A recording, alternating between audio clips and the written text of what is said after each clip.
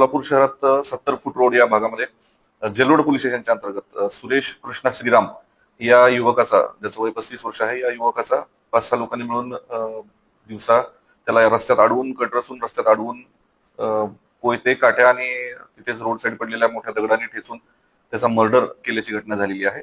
सदरील घटना झाल्यानंतर तत्काळ घटनास्थळी सर्व वरिष्ठ अधिकारी आणि तपासाची टीम्स तिथे पोहोचलेल्या होत्या. पोलीस स्टेशन जेल रोड यांच्या टीम आणि क्राईम ब्रांचच्या स्पेशल टीम आम्ही आरोपींसाठी रवाना केलेल्या होत्या.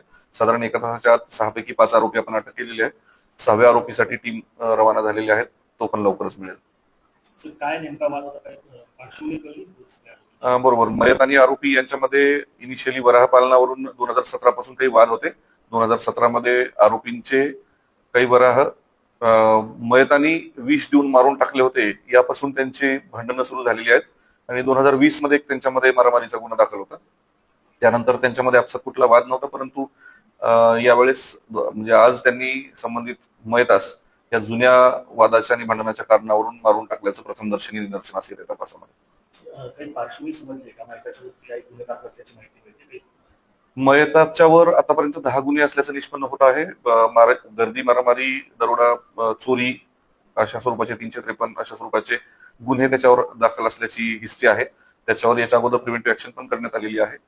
आणि आरोपींवर विशेष गुन्हे नाहीत, पण 2-4 म्हणजे दोन आरोपींवर 2-3 मारामारीचे आणि गर्दीचे गुन्हे दाखल करण्यात आलेले त्याच्या अगोदर 2015 पासून.